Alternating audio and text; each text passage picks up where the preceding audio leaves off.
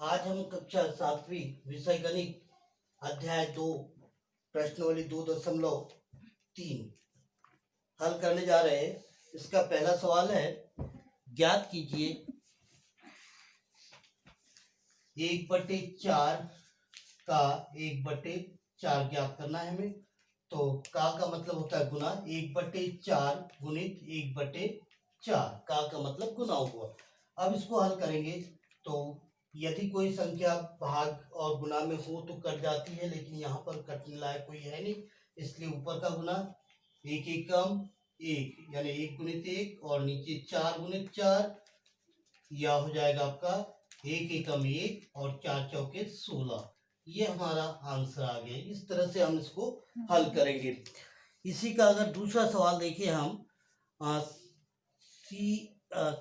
ये आपका दूसरे का सी नंबर, ये पहले का सी नंबर था, ये नंबर था। अब हम इसी का दूसरे का सी नंबर देखते हैं। इसमें दिया है 3/10 का 1/7, 3/10 का 1/7 ज्ञात करना है। का मतलब मैंने अभी आपको बताया कि का यानी क्या होता है, गुना होता है। तो 3/10 का मतलब गुना 1/7। यदि कोई संख्या कटती है तो काटना है, नहीं कटती है तो हमें क्या कर देना है, गुणा कर देना है। तो 3 एकम 3 और यहाँ पर 10 गुणित 7 बराबर से 3 एकम 3 और 10 का पहाड़ा 7 बार तो 70। ये हमारा आंसर आ गया। यानी 3/10 का 1/7 ज्ञात कर लिया हमने। ये पहला प्रश्न हमारा हो गया। इसी तरह से दूसरा प्रश्न दिया है, गुना कीजिए और न्यूनतम रूप में बदलिए। दूसरा प्रश्न देखते हैं।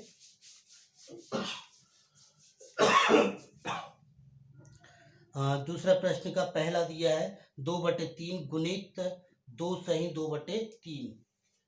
दूसरे प्रश्न का पहला 2/3 गुणित 2 सही 2/3, इसको हमें हल करना है। तो सीधी बात है कि हम इसको क्या करते हैं, 2/3 गुणित, ये हमारा 2 का 2 है पूरा और ये 1 का दूसरे का 2/3 भाग है। या हम इसको ऐसा कर सकते हैं, 3 दूनी 6, 6 और 2 8, 8/3। यदि आप कटता है तो काट दीजिए, नहीं तो इसको गुना कर दीजिए। तो नहीं कट रहा है तो हम क्या करेंगे, 2 गुणित 8/3 गुणित 3 और ये हो जाएगा 8 दूनी 16 और 3 तिया 9। ये हमारा आंसर निकल आएगा। इस तरह से हमें हल करना है इसको। इसी के और सवाल दिए हैं तो इस तरह से आप बनाने की कोशिश करना। तीसरा प्रश्न दिया है गुना करने वाला, इसमें भी आपको ऐसा ही करना है। इसका तीसरे का मैं एक बता देता हूं आपको, 6वां नंबर, तीसरे प्रश्न का 6वां नंबर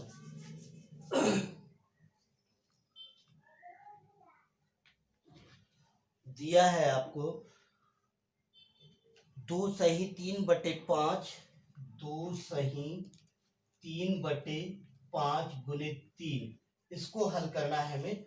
तो हम क्या करेंगे, 5 दूनी 10, 10 और 3 13, 13/5 गुणित 3/1। फिर इसके अपान कुछ नहीं था तो 1 कर दिया हमने, कटता नहीं है इसलिए ऊपर का गुना 13 गुणित 3 और 5 गुणित 1।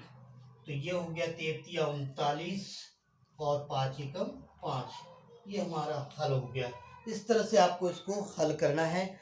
अब कौन सी बड़ी संख्या है इसको देखते हैं। चौथा प्रश्न, बड़ी संख्या ज्ञात करना।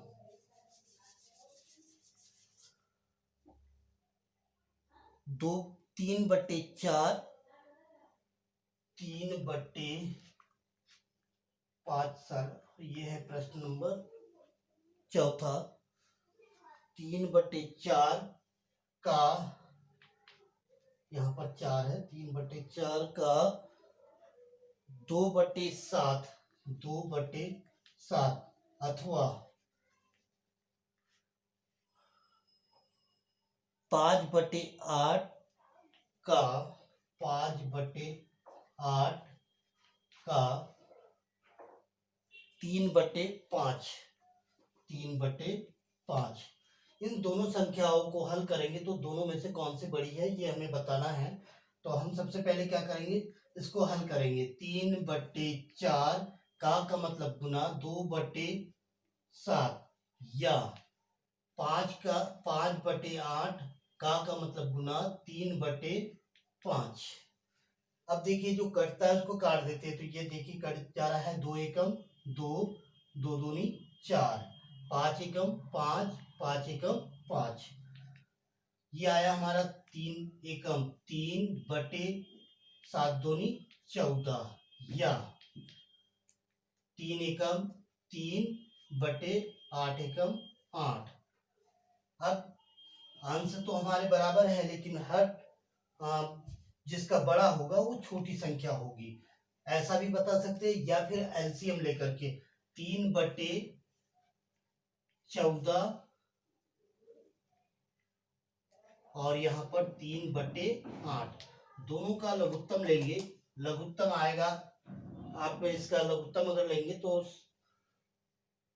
56 या करके देख लीजिए।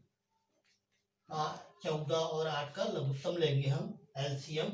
2 का इसमें 7 बार, इसमें 4 बार, फिर 2 का इसमें नहीं जाता, इसमें 2 बार जाता है, फिर इसमें 2 का नहीं, इसमें नहीं जाता, इसमें 1 बार जाता। तो ये 56 आया है आपका। देखिए 2 दूनी 4, 4 दूनी 8 और 8 के साथ 56, यानी यहाँ पर जो लघुत्तम आएगा वो हमारा 56 आएगा। इसका भाग 56 में देंगे, 14 का भाग तो 4 बार जाएगा।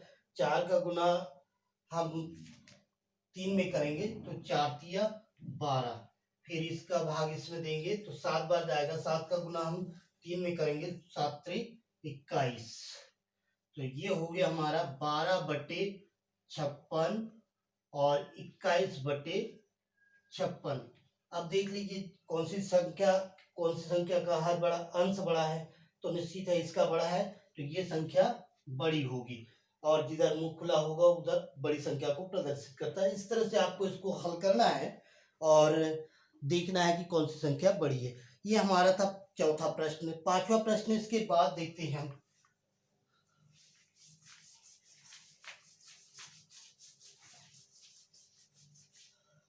पांचवा प्रश्न कह रहा है, शैली अपने बगीचे में 4 छोटे पौधे एक पंक्ति में लगाती है। 2 क्रमागत पौधों के बीच की दूरी जो है वो 3/4 मीटर है। प्रथम और अंतिम पंक्ति के बीच मतलब पौधे के बीच की दूरी क्या करना है, निकालना है। तो आप इसको हल कर लेंगे। इसी तरह से हमारा क्वेश्चन नंबर 7 भी है और 8 भी है, ये आप लोग हल कर लेना। इसके पश्चात हम अगले पीरियड में आपको बताएंगे कि कैसे हल करना है। ठीक है, अगले एक्सरसाइज।